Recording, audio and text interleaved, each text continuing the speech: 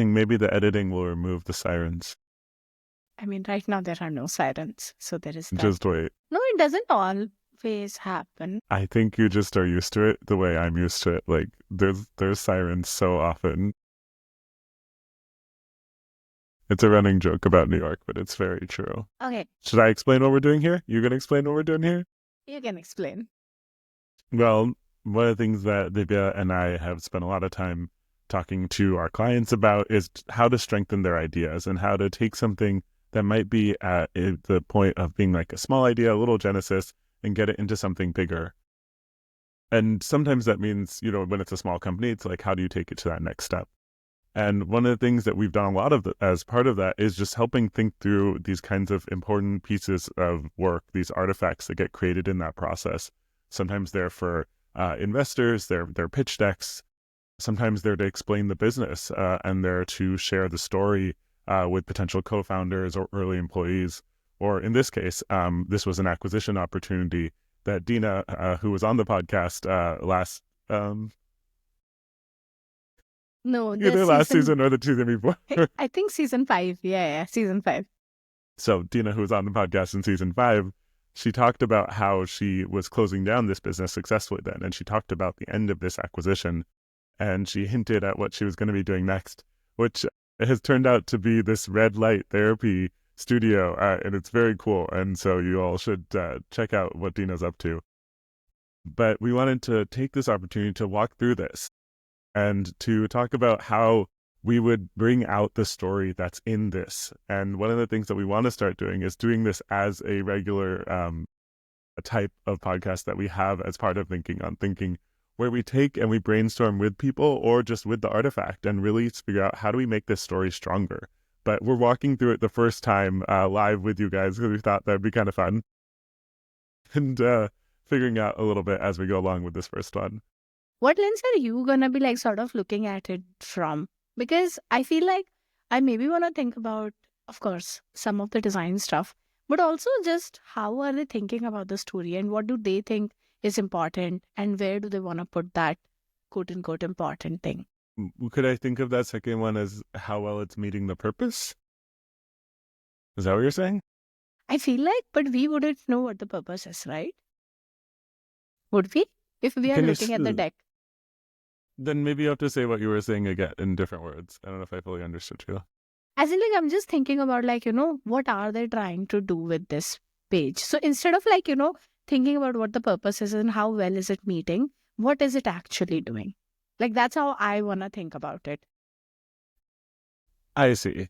So not so much the intended purpose, but the outcome. Like what is being communicated here is what you're saying. We can't know intended purpose, right? Well, I mean, you can have a sense, right? Like if something is, as this is presenting to us, right? Like this is an acquisition opportunity tech, there is an intended purpose, which is like you're trying to present this in a way that this company seems appealing for acquisition. What is that? Okay, great. So that's a good point. Before we even begin, what does that mean? Like, what does that involve? So I think there's different styles, and we'll see which style they're doing here. Generally, I think you're trying to present the information of the company in a way. You want to have a story that you're presenting, right? And that the information and the data that you're presenting as part of the company are coming as part of that story. So I think the kind of like telling thing that sometimes happens is that people just try and let people come up with the story in their heads, where they're like, oh, this data is so compelling, this company is so compelling.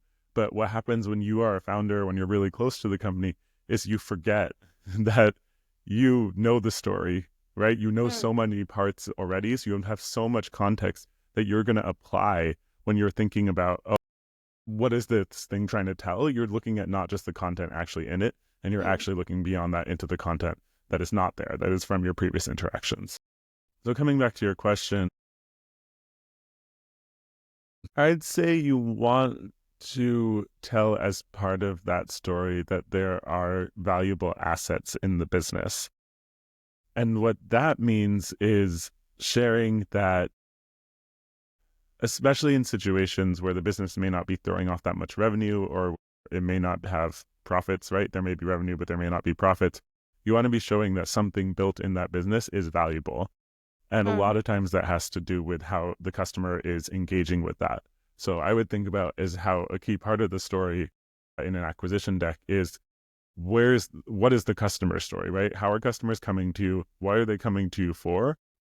Where is that? Yeah. So where are they getting that satisfaction or fulfillment that is either bringing them back or is helping them find friends or become referenceable customers for you? Interesting. So, like, according to you, there are two pieces. One is the business story, which could be like the numbers story. What is the revenue? What is the profit? What are the margins? What is the unit economics? What's our, like, marketing, distribution? What do we own? All of that. And then there is the customer story of like, why are your customers likely to maybe stay with you and they are likely to recommend you to other people? Yeah. And what is the fulfillment that your customers are finding in your business, right? And, it's easy to think about this just from a B2C company, but there's a lot of places where you could be selling to another business and you're still really driving fulfillment for them in a way that wouldn't be possible otherwise, right? So I would think about it like that it's what are they coming? Yeah, how are they coming to you? Why would they come back to you? Why would they bring friends to you? Yes, but also like what is the satisfaction that they're getting from doing work with you or using your product or Interesting. your service? And I think that really needs to come out. And actually, that's a lot of that's sometimes very hard to come out. But yes, let us go forward. Okay. So just from the first page, I have like one very distinct thought. Generally, when one would think cookies, they would think about like a bright, sunny, happy, that kind of a brand. And they have like completely removed any, how should I say? I don't know, cookies are a fun product.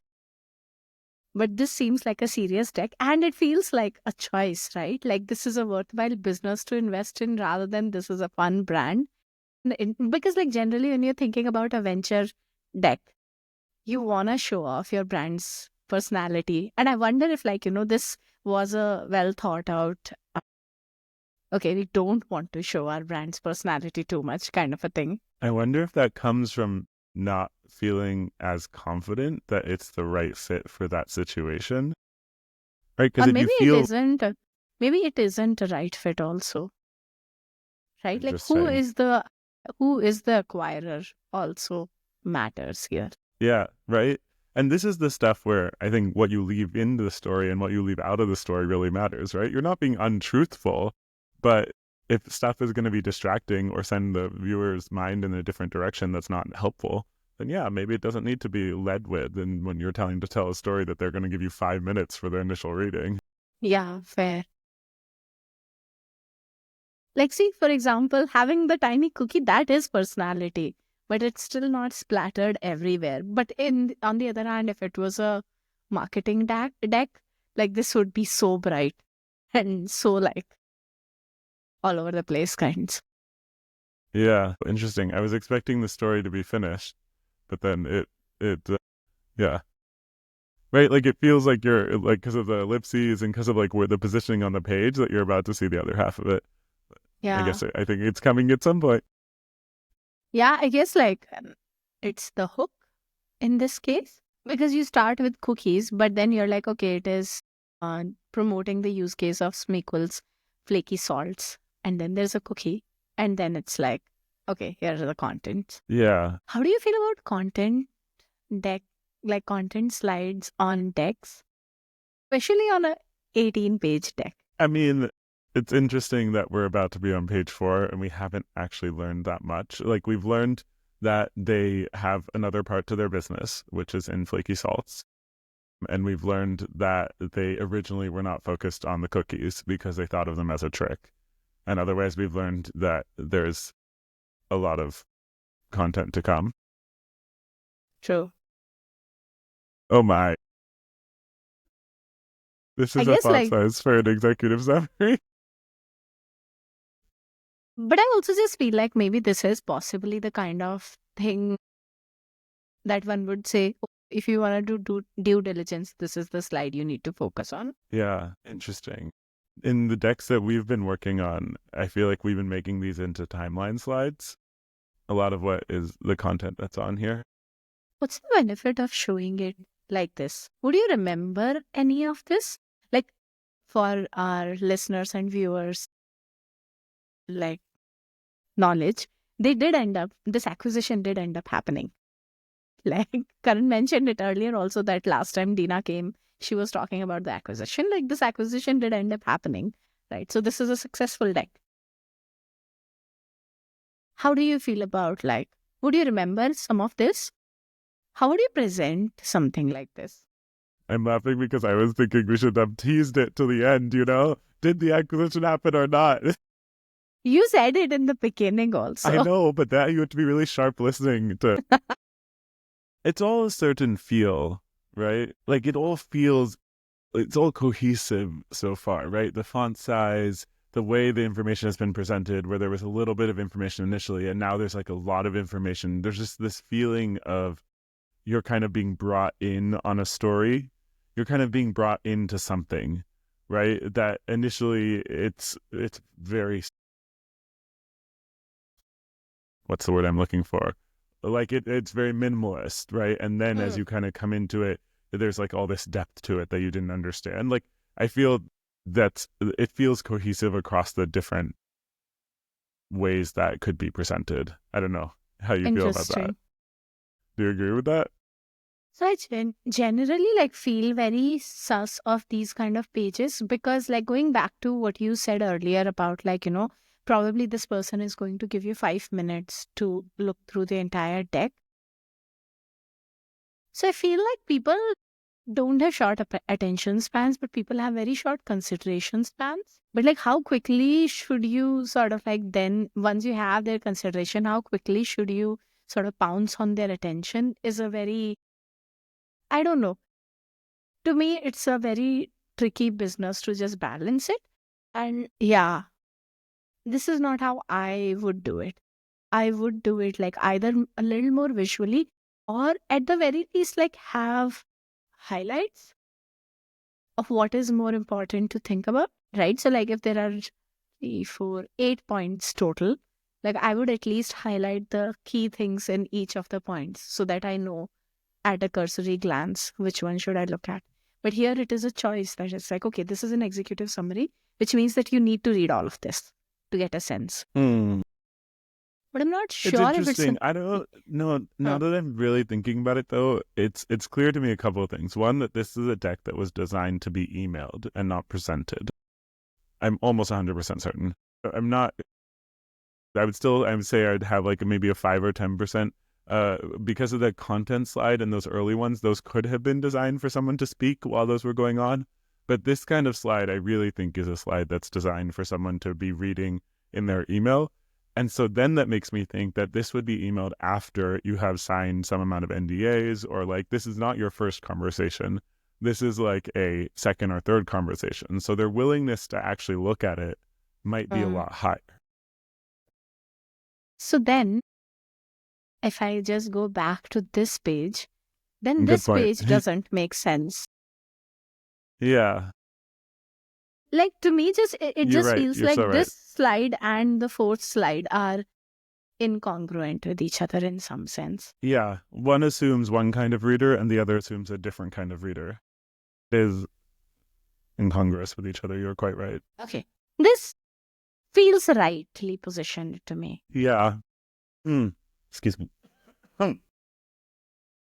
Like what to expect at this point, what are the products? Like if you have read about what the company did and what the company's journey was, you would want to know, okay, what is the product? And like, because it's like we eat with our eyes as much as we eat with our mouth.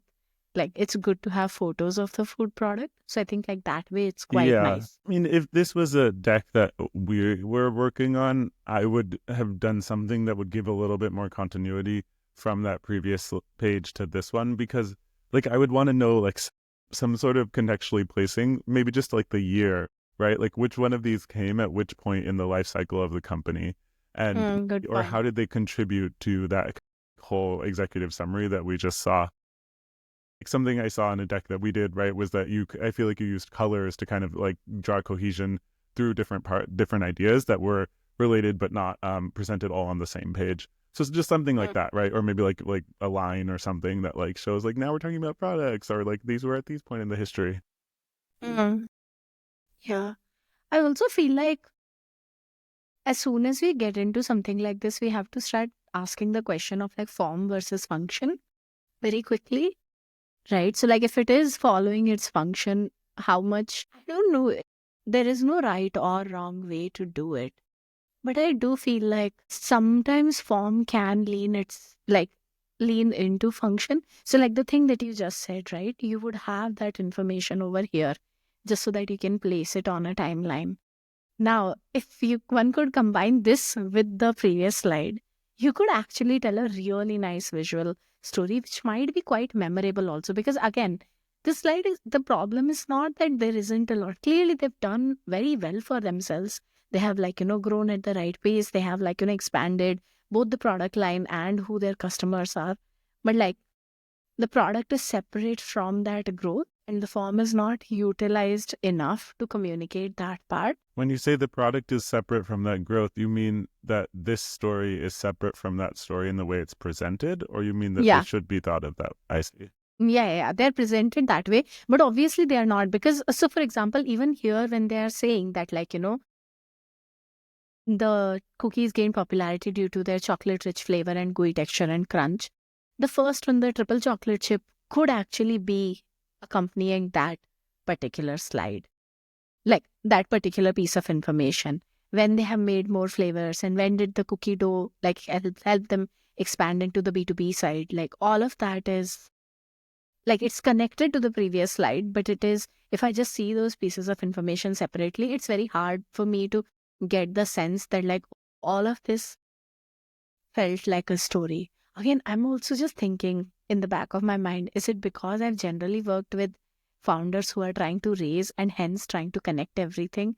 And is this a better approach for an acquisition where the product seems separate from the journey that the company has gone through? Well, so now I know another piece of information, which Yeah. is that I knew that they wanted to sell the products, but not be caught into the sale themselves, right? They wanted to wind down their involvement because this kind of business is a lot of work, right? Like Dina and Murat were like baking, tens of dozens of cookies, right? I think like hundreds of dozens of cookies, right?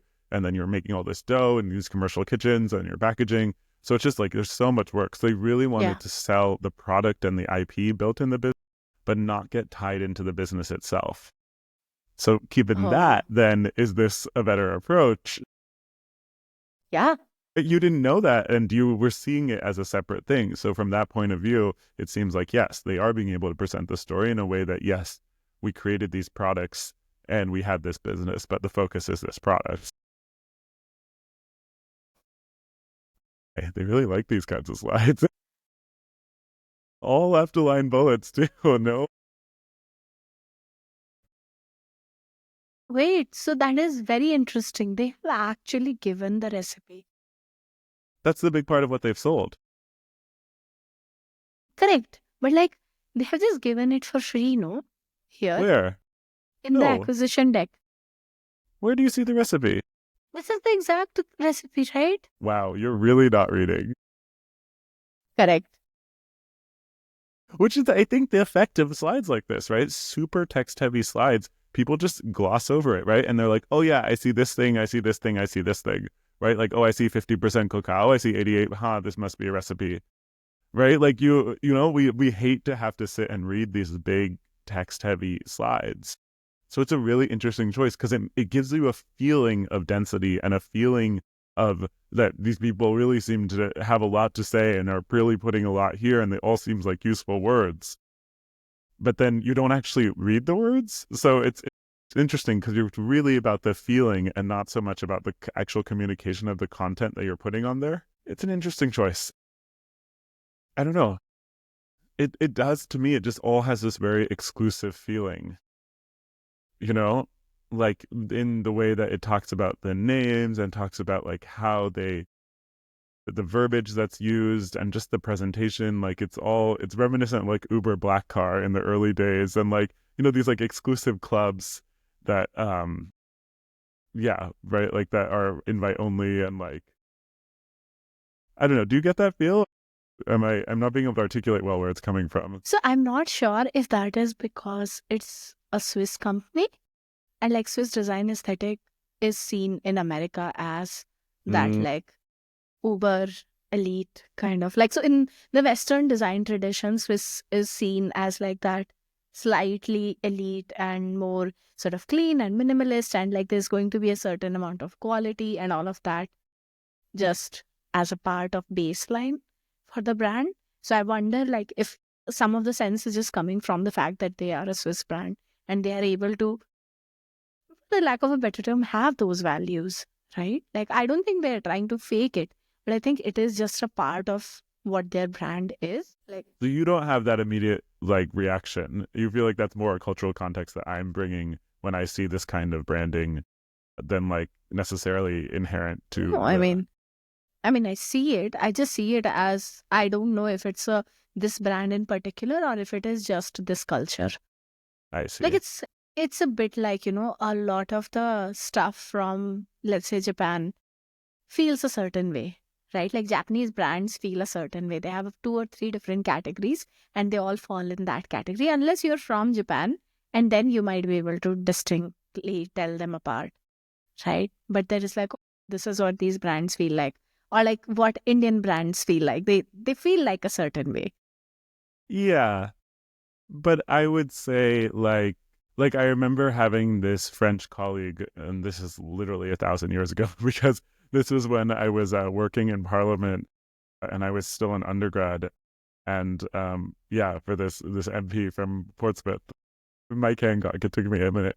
Anyway, so I had this French lady who worked also in his office with me, and I remember I was wearing like some really bright things, and she was asking where they were from, and then I was telling her from India, and she was telling me like, oh, something like kind of dismissively around like how like the colors are like too much, right? And this was kind of her way of speaking. Like she was very I don't know. Correct. Yeah, direct, I guess is the right way. But right, so I think that's the cultural perception of that, where they have this influence or this veil, if you will, or whatever, that gives them a view, a lens to kind of see things through. And so that was the way I was asking, where do you feel like growing up in the US, I have this kind of cultural lens that I see Swiss design through that you don't think the world over necessarily shares, and that maybe you don't share as much because you didn't grow up in the US. And so when you see things like this, it's not necessarily as like exclusive feeling No, as it is exclusive feeling. But I just feel like generally European design feels exclusive in general, and Swiss design more so.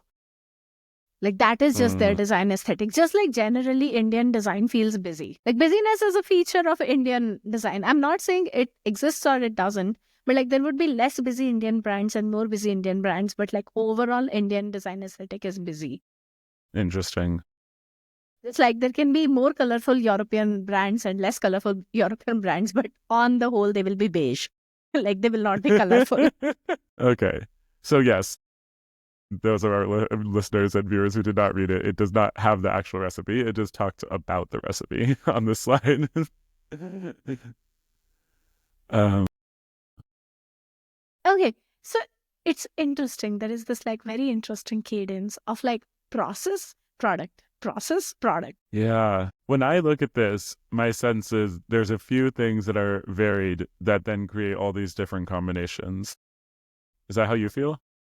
How did you like? Did they end up selling the flaky salt with the cookies?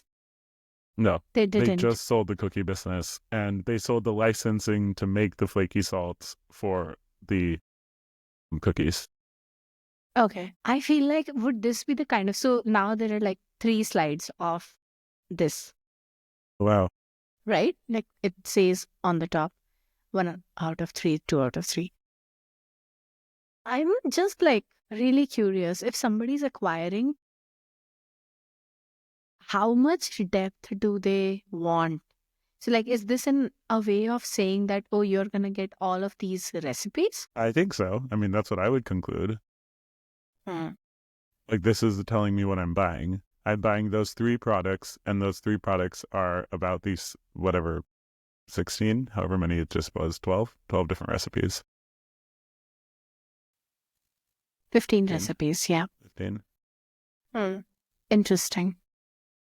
Uh, Okay. Like, so sales now pick. it's like, mentally, it's like, okay, you've understood what you're buying, and now I'm going to tell you how this product is, right? Now I'm going to help you understand the value of the thing you're buying now that you've understood what you're buying. It's interesting. And there are. Oh, sorry, I wasn't looking. Go back. I was thinking about it.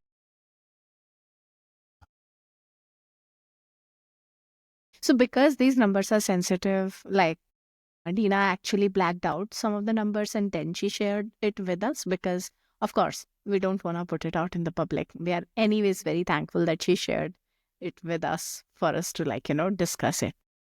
Yeah, it's hard to be the first one. It is. Always. Yeah. Interesting. Okay, so this you can take away some, but even from that previous slide, I feel like my sense is, right, you have all these different channels. So this is like almost like showing you distribution and the strength of each arm of the distribution network, almost. Yeah. Right? And it's interesting the part of the story that's not there, right? Which is the cost of sale. And that's because they've been doing most of it themselves. So there is minimal cost for sale. And, in making cookies, what is there? Flour, water, sugar. I mean, obviously chocolate is very expensive. And I mean, getting, high quality of all of those is expensive.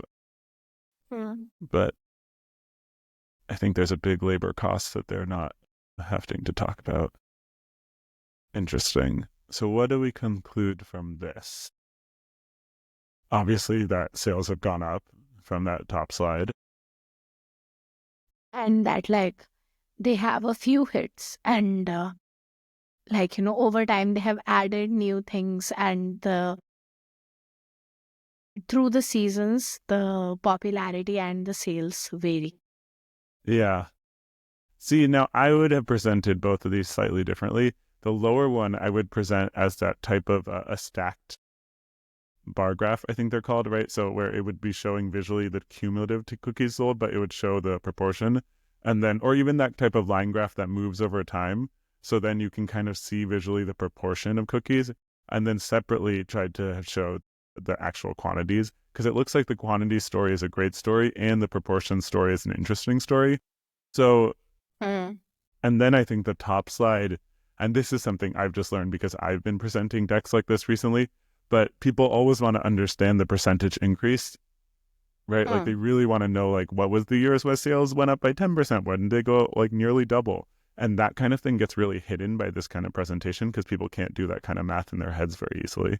They just eyeball it and be like, oh yeah, those look really similar, Like, for example, I can tell May 15th to May 22nd was like probably one of the biggest jumps they had, but you wouldn't necessarily know that. And a lot of times jumps are really hard. Like obviously sustaining high volume is really hard too, but jumps can be really hard. It's, it just depends on the kind of business. This is a really high touch business. You've got to be making the product and then going out and selling the product. It's high touch on both sides. Yeah. Interesting. So this is helping us understand the B2B size of the business. And this is summation on the next slide, B2B versus B2C. I'm curious, how come they didn't show any numbers or graphs or anything on the B2B side? If a business is buying, would somebody be running the operations of it, or would they be expecting to run like a B2B thing for something like this? That is a really good question. And you're exactly right? Like it depends on the buyer. And finding buyers who are straddling B2B and B2C is not easy. Yeah. They exist, but yeah, especially in a kind of world like they're existing in, I would need to understand the B2B business a little bit better, which is right. So a question that one would have, which is like, is this a white labeling business? Are people reselling the cookies? They're saying baked and deep frozen or sliced as pre-cookie dough. This kind of makes me wonder if these are resellers who are reselling the cookies, but they're buying them up front in order to resell them. And maybe or maybe not under their own brand. Interesting. I guess this would explain a little bit. Okay. So almost all of it's also interesting to share. So they also are aware of the fact that people would want to expand the business if they if they acquired the business. And this is just showing more value, right? Now you're being able to say that not only do my recipes have value, and my products have value, and the fact that we have this brand that's done all these sales has value. Also, we have a leads book, like a book of leads that has value too. And, we're happy to sell that too.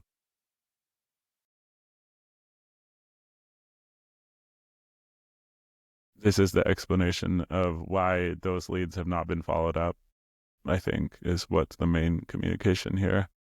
It's also interesting how one owns like the challenges of a business. Yeah, this is funny because there's actually a lot of different things being hidden on here. Yeah, Right? like Like if the you're first 3-4 bullets are about constraints, and then the last 2 are about why the costs per cookie are what they what are. they are. Yeah. Correct. It is interesting though. No? Like at least I find it quite interesting because the title says production economics, but they're also in some ways say explaining the previous slide. Which is funny because that means that I think when they were working on it, they weren't thinking about it entirely from what I was just saying, which is saying, how am I showing this as a value in the business? Even as they were saying that, they were feeling like they had to give this explanation as to why it was not yet tapped. Yeah. Which is interesting because usually from the external place, when you look at a business, you never prejudge why they didn't go after something, right? It could have been 1,000 reasons. Maybe you had, I don't know, you were changing suppliers. Maybe you were growing the business really fast in a different place. Maybe you had shipping constraints that you needed to deal with, right? There could have been a million different reasons why you weren't able to follow up with a buyer at that moment. I would expect you to be able to tell me the story if I asked you and be like, oh, when did you first start engaging with them? When do we expect that B2B thing to close? Or is that kind of on hold for some reasons until other things need to happen? And I guess maybe that's a little bit what this slide is trying to say. It's just, I think that that's the kind of level of detail that you would let the person double click on themselves versus kind of. I also wonder, like, if this is also doing a separate thing. So by showcasing why we couldn't do it, they are able to show people that maybe you could do it if you don't have these constraints. So like everything else in the business, which generally would be unpredictable, which is like, what is the recipe discovery? How do you find the B2C customers? What are your hits? How do you find B2B leads? They are saying, oh, we have all of that figured out. But This is the potential buyer is saying. for the potential, no. Yeah. For the, like for Smiqql, I'm saying they have all of this figured out. But for the potential buyer, they are saying these are the things that we couldn't manage or afford. And all of these are predictable things. Oh, if I just increase the size of my production, those challenges would no longer be challenges. So you're taking away uncertainty. Interesting. You're kind of telling the person, you're telling What to who is worry the about. right buyer. And also you're Actually. telling the person what to worry about. So they are not going to be worrying about a lot of other things. Yeah, that reminds me, I have this friend in Seattle, and we have a mutual friend, and his father specializes in, I don't know how to explain this, but basically what can happen to older houses is the foundation can start to sink, which is like the concrete layer that's actually in the ground. Right. And so his father specializes in fixing sinking foundations, so like getting them level, and if they've sunk, right, like jacking them up like you would a car, I guess, and then like pumping in more concrete, whatever. And so there was a house for sale really close to where our friend lives in Seattle, and this house had this sinking problem. And so this gentleman was like, really like dove into it, right? Because he's like, this is a perfect fit for my skills and the things I bring to the table. And, as it turns out, there's been a lot of questionable aspects to that house, which have maybe got overlooked in the zeal to be like, oh, this is a good fit, because he saw that problem and was like, I know how to solve this problem. So the other things feel like smaller problems because I know I have the special skills needed to solve that problem. And I feel a little bit like that's what's happening here is they're managing to say, we have this problem. And so anyone who's like, oh, we do have 2 shifts per worker, and we do have a kitchen that has these constraints, and we do have all these things. Well, we already have that solution. Like we would be able to pick up those 4 businesses right now if only this business was part of us. It's not about it, it's a story, and the story is what really matters, There's truth in their story. Not just that, I feel like it's also there that like it's also important to think about the fact that like a lot of business is unknown unknowns, and you find something that is just like, known unknowns. So you know what the problem is. You don't You're know how so it will right. exactly play out. Like that can really take away a lot of risk. And that's why this slide is very interesting to me, because they are acknowledging all of their flaws, but it almost feels like they are hedging against the fact that now, since flaws are out in the open, we know that these are the problems to focus on. So maybe the person who's looking at the deck is not going to think about other externalities. Yeah, I agree with that. And I think when they do, makes them go, it makes them draw from their own context that they have brought to this business, right? When I Yeah. looked at this deck, I was like, where are the labor costs? Right? And that's the context I bring to this business because I'm so used to businesses with labor costs. Hmm. But someone else who knows maybe food and food preparation better might look at this and be like, I know what refrigerator storage space costs and like the cost of buying a rolling fridge. It's not a real constraint, but we don't know that, right? Like with the context that we're bringing to it. No, it's a great way to do this, right? And I didn't mean to be mean when I said truth versus story a second ago, because I Yeah, think yeah. there's always layers of truth, and there's a lot of things that are true. And like you said, that there's when you're making unknown unknowns into known unknowns, that's what makes the story feel manageable to people. And I think that's something that we've like realized is a lot of the value that we have brought to our clients, and like even in just like where to focus our own business, it's been a Hmm. lot around that, which is saying, how do you take these things that feel really like big and enormous and like this pipe dream and make it into known problems, and then you Yeah. can actually take it forward and do something with it. No, it's a good way of telling the story. I'm impressed. It's coming together. uh, Okay, what is this is this all telling us? just telling us, at least I think that like they have thought about the business and the future of the business. They haven't not thought about how to grow it. I don't know how they're gonna explain why they're selling it though. Yeah.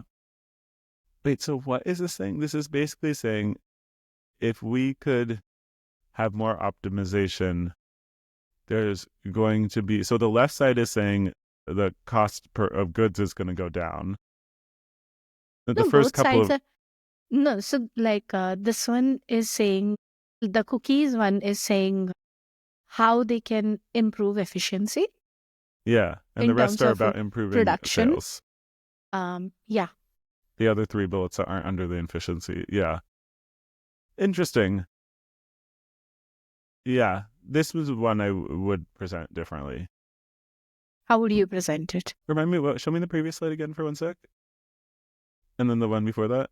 That was, yeah, right. So that was showing us the leads. We'd just seen the revenue and the sales. Now we'd seen like, this is the story of who the right buyer is and how the sales could be even better. And now we're coming into here's less numerical, but more kind of like feeling oriented things of how the sales could grow. So I think I would have some way of showing this more. Like it's already a different feel because it's not a super small font and a really bunch of text on the page. But I think Hmm. giving it more of a feel of hope, I don't know. Like it still feels so much like like it feels like these are kind of thought through, but not really. And I suspect that they're more thought through than you would think, right? Yeah.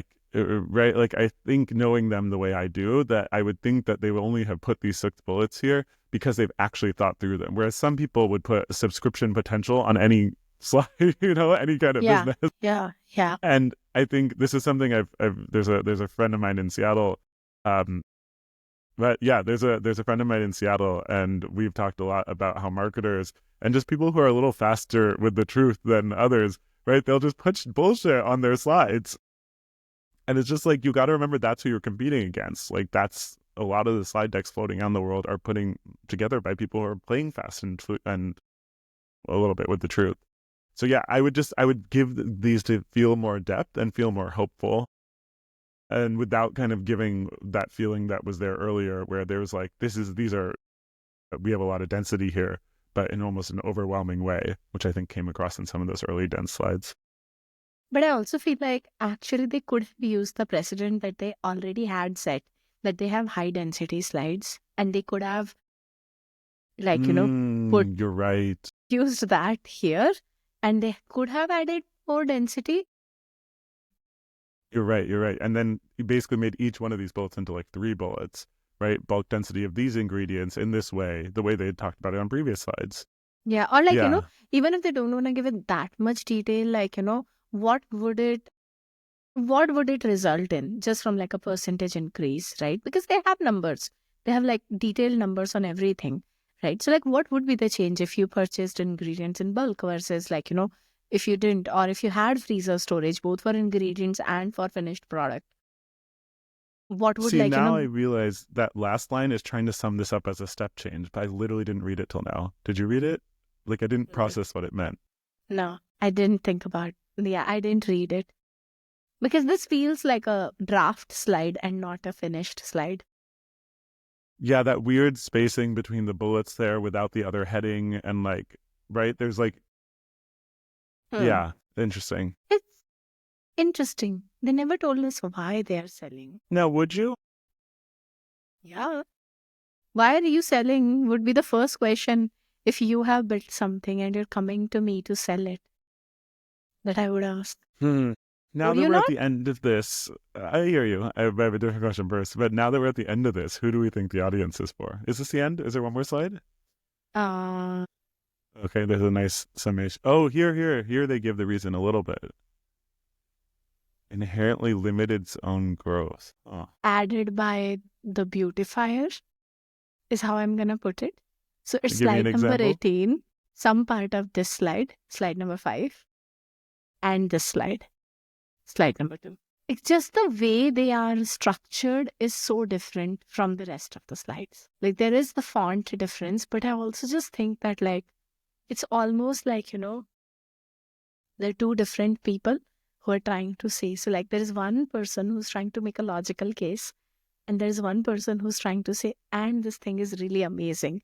You should really not let it die. It's worth buying because it has a lot of inherent value, but that somebody else is convincing you of. Yeah. The key thing, I guess, that isn't here, which is what you're saying, is what is leading to the end of the business, right? And if it is money, which is kind of what the logical end of a story would be, right? Which is like, we've been doing these sales and trying to do this growth, but we were unable to support our growth. We don't have the investment the capital to put into the business to continue to support our growth. This should be an investment deck, not this should be an investment deck, not an acquisition deck. Yeah. You know why? The reason why it's not is because of the thing I called out earlier, which is because the labor costs are not in this deck. And the labor costs were all them, right? So the labor costs are actually what's killing the business, but the labor costs are invisible because they're not fully compensated because they weren't paying themselves fair market labor costs because the business couldn't afford it. I mean, they do say it here due to Smiqql's production limitation. This is how much it is. Now, but we don't know if it is more or less. Yeah. Well, it's implicit that it's less, that they doesn't have the capacity. Wait, that's what you meant, right? No. Like it could be more, right? Because if they are not able to rent kitchen, like if they don't own their kitchen, because it's saying including kitchen rent, ingredients, material, and labor, it could be higher also. Or that they're having to rent a higher production capacity place than they need to, which drives up costs. I see what you're saying. Yeah. Like it could be both ways, but you are not wrong because the labor cost is not included. I mean, congratulations to them to successfully selling a business. Oh, yeah. It's absolutely insanely hard to be able to do that. But I do know that they sold it to someone who knew the business. And I think that's I believe it was someone who was one of their partners in selling some of the products. That's someone who would deeply understand and fill in parts of the story, right? Because the part of the story that's not here so much is what is the actual cost of running a business like this? And for someone like the bakery, I believe, that acquired them, right, they already know the costs of production because they have other baked goods. But now they also know the value of selling this particular baked good because they've been selling it. So they can fill in those parts of the story that aren't there. Interesting. Yeah. That was fun. Yeah. That was fun. It's interesting because I do feel that the fact that it still has such a strong story is what makes that deck successful. It really tells you who the right buyer is because it takes you from saying these are the issues that have held us back to these are what would make us not be held back, and this is how much bigger the business could be if those issues didn't exist. So it means for the right person who can fill in those parts of the story that they maybe don't have, right? Which is the parts about the sales, the parts about the production costs. And the story feels really complete. And it's like, damn, we got ourselves a deal. It's very cool. I'm really There's proud of also them. And I like there's also that. another thing that they did very smartly. This looks like so like I didn't know in the beginning, but this looks like a white label sale, You're so right. right? So like, oh, you don't have to own like you don't have to carry over our brand, Yeah. which like makes a certain kind of sale easier.